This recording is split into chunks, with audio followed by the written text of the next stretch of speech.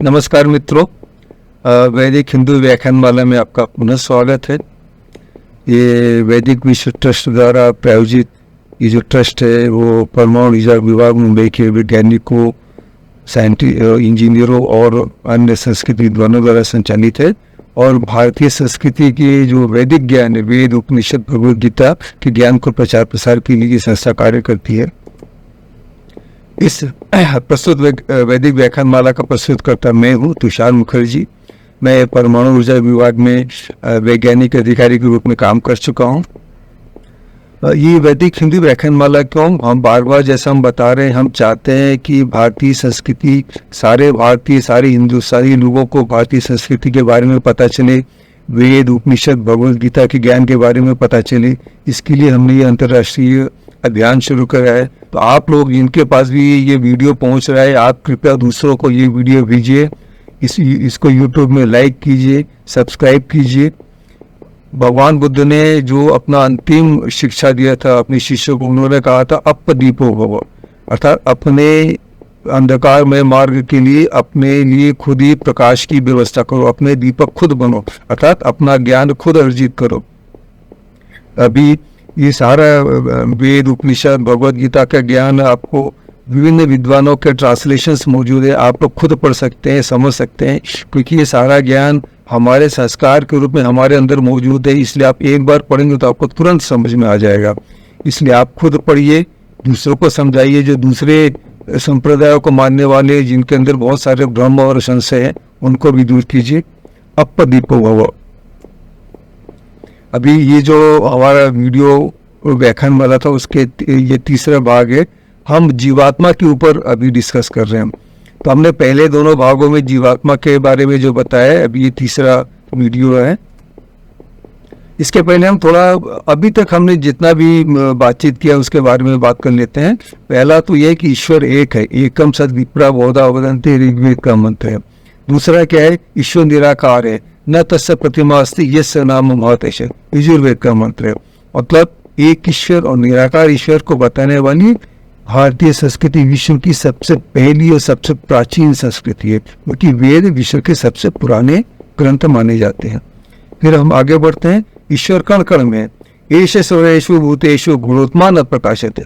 वो जो ईश्वर है वो सब जीव पदार्थों में स्थित है और दिखाई नहीं पड़ता है, लेकिन उसको हम ध्यान समाधि के द्वारा दर्शन कर सकते हैं। जीवात्मा, अभी इसके पहले के स्लाइड में हमने वीडियो में देखा था, जीवात्मा ईश्वर का ही अंश होता है। भगवद गीता में बताया गया है, मम एव अंशः जीवनो के जीवभूत सनातन। फिर क्या है, छांदोग्य उपनिषद में क्या बताया गया, अयम आत्मा ब्रह्म। ये जो आत्मा है, ये जो जीवात्मा है, ये ब्रह्म ही है। और उसको आगे यजुर्वेद में क्या बताया गया है, हिरण्मयेन पात्रेण सत्यस्य मुखम यह असो आदित्य पुरुष स असो।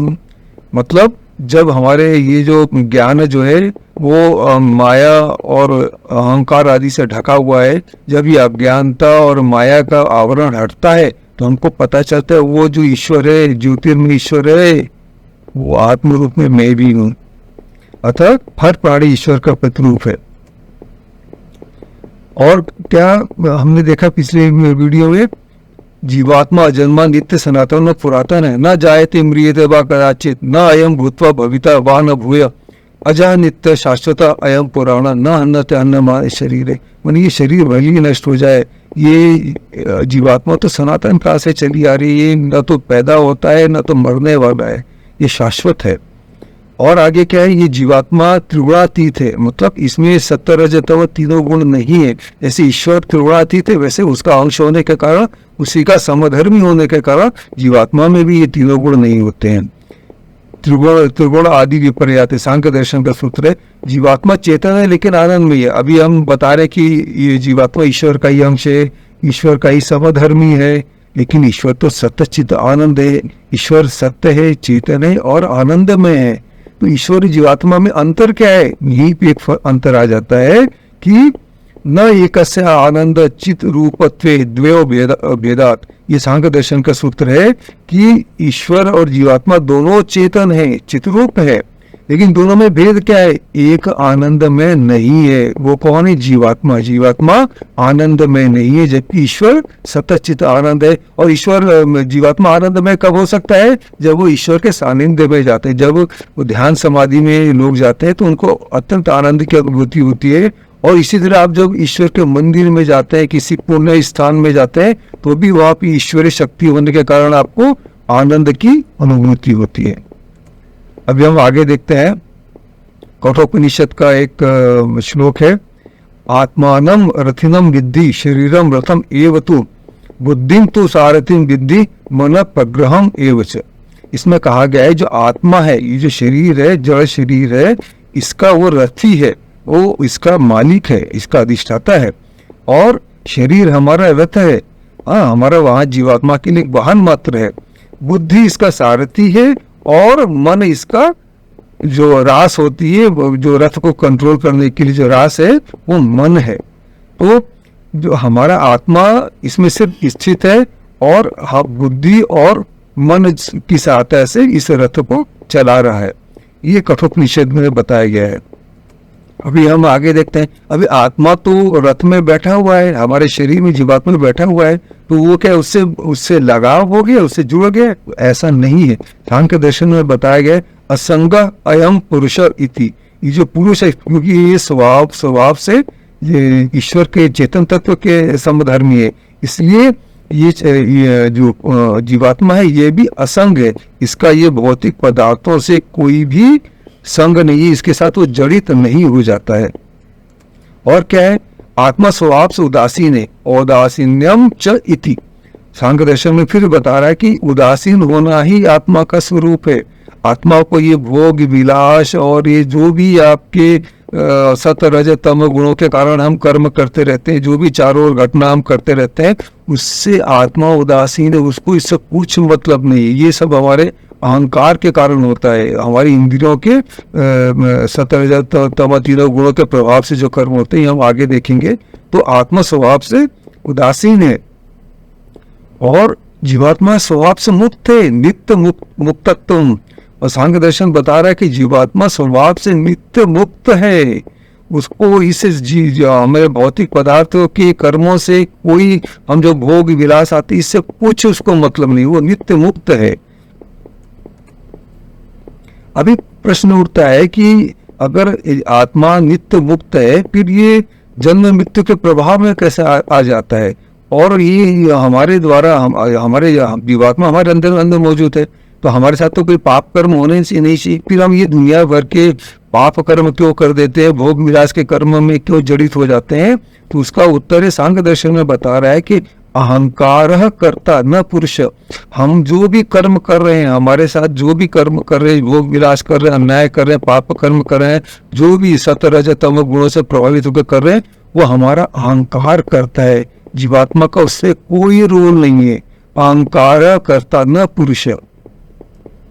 अभी हम आगे बढ़ते हैं कि ये जो भोग विलास हमारे इंद्रियों के द्वारा हो रहे हैं, हमारा मन बोलता है ये करो वो करो, हमारी इंद्रियां विभिन्न प्रकार के भोग विलास के लिए हमको प्रवृत्त होती हैं। तो ये भोग विलास का जो अनुभव जो है आत्मा तक जाता है। आत्मा जैसे रथी है, रथी अपने रथ में बैठा हुआ है और जो भी मन बुद्धि कर रही है और मन के साथ वो रथ को चला रही है, रथ जैसे उबड़ खाबड़ से जा रहा है या प्लेन रास्ते जा रहा है, वो सब का अनुभव जो रथी वो बैठा हुआ कर रहा है, लेकिन उसका इस सब से कोई मतलब नहीं है। लेकिन उसको चूंकि रथ उबड़ खाबड़ से जा रहा है तो वो भी उसको पता चल रहा है कि रथ उबड़ खाबड़ जगह से जा रहे हैं। अगर रथ बहुत स्मूथ सरफेस से जा रहा है तो उसको पता चलता है बहुत स्मूथ से सरफेस से जा रहा है, लेकिन उसका जो आत्मा है उसको इस क्रियाकलाप से कोई फर्क नहीं पड़ता, वो उसमें संलग्न नहीं होता है। चिदावसान भुक्ति तथा कर्म अर्जित्वात्, क्योंकि जो जीवात्मा है वहां तक ये भोग विलास की जो भी अनुभव है वो वहां तक पहुंचते हैं, इसीलिए उसको उस जीवात्मा के कर्म द्वारा अर्जित हुआ माना जाता है। क्योंकि रथी है, वही जीवात्मा तो रथी है, इस शरीर का मालिक है, इसलिए भले ही जीवात्मा को किसी भी पाप पुण्य और भोग विलास से मतलब नहीं, लेकिन चूंकि हमारे इंद्रियां सत रज तम 3 गुणों के प्रभाव से आकर के विभिन्न कर्म करती हैं। इसके लिए फिर भी स्मृति रहती है और ये शरीर का अधिष्ठाता, शरीर का मालिक जीवात्मा है, इसीलिए वो सारे जो कर्म हमारी इंद्रियां करती है वो जीवात्मा के कर्म माने जाते हैं। और इसी कर्म फल के बंधन से हमारे कर्म, अगर कर्म फल हमारे जैसे से बनते, उसको भोग हमारे वो कर्म हमारे पर वापिस आते हैं, उनको भोग करना हमारी बाध्यता बनती है। और जब वो भोग, जब तक पूरे भोग समाप्त नहीं होते हैं, हमको पुनर्जन्म, नया जन्म लेते रहना पड़ता है, विभिन्न योनियों में हम घूमते रहते हैं उन कर्म फलों को समाप्त करने के लिए। जब हमारे सारे कर्म फल क्षय हो जाते हैं और हमको ईश्वर का आत्म साक्षात्कार हो जाता है, तो जो हमारा जब ये शरीर नष्ट होता है तब हमको मुक्ति मिलती है। हमारा जो जीवात्मा है वो एक सूक्ष्म शरीर के आवरण से ढका रहता है, ये जैसे कि चादर लपेटा हुआ है। वो चादर कैसे बना होता है? वो पंच तन्मात्रा के आधार में पंच कर्मेंद्रिय, पंच ज्ञानेंद्रिय और मन, ये 11 इंद्रियां हैं, और बुद्धि और अहंकार, ये 13, ये 5 तन्मात्राओं में आधारित होती है। इन 18 तत्वों से मिलके ये सूक्ष्म शरीर बनता है, जिसके आवरण में हमारा ये जीवात्मा रहता है। जब हमारे शरीर के द्वारा हमारे इतनी मन, बुद्धि, अहंकार इतने पवित्र हो जाते हैं, सतोगुणी हो जाते हैं कि हम कर्म फल अर्जित करना बंद कर देते हैं, या सब कर्मों को ईश्वर को समर्पित कर देते हैं। जैसे भगवद गीता में निष्काम कर्म बताया गया है कि आप कर्म करो, लेकिन कर्मों को ईश्वर को अर्पण कर दो। जब हम सारे कर्म ईश्वर को अर्पण करने लगते हैं और कोई कर्म अर्जित नहीं करते हैं और ईश्वर से साक्षात्कार हो जाता है, ध्यान समाधि के द्वारा आत्म साक्षात्कार हो जाता है, तो उस समय जब ये शरीर नष्ट होता है तो हमारा जो सूक्ष्म शरीर है वो भी नष्ट हो जाता है। ये वैसा ही, ये सूक्ष्म शरीर कैसा है? जैसे हवा में हम साबुन के बुलबुले बनाते हैं ना, ये साबुन के बुलबुले, वैसे ही सूक्ष्म शरीर का आवरण है, जिसमें हमारे सारे कर्म समाप्त हो जाते हैं और ईश्वर से साक्षात्कार हो जाता है, तो वो बुलबुला भी फट जाता है। और जैसे हवा के बुलबुले में फंसी हवा, बुलबुला फटने से हवा से मिल जाती, पूरे वायुमंडल से मिल जाती, वैसे ही हमारे अंदर की जो जीवात्मा है वो सूक्ष्म शरीर का आवरण हटने से अपने जो सोर्स है, जहाँ से वो आई है, ईश्वर से, ईश्वरीय शक्ति से आई है, उसी ईश्वरीय शक्ति से पुनः मिल जाती है। यही मुक्ति का मार्ग हमारे वैदिक उस संस्कृति में बताया गया है। आपके सभी प्रश्न सुझाव आप हमको ईमेल कर सकते हैं। आपके प्रश्न सुझावों का स्वागत है। हम आपके दिव्य जीवन की कामना करते हैं। आप सभी को धन्यवाद और बहुत बहुत प्रणाम। नमस्कार।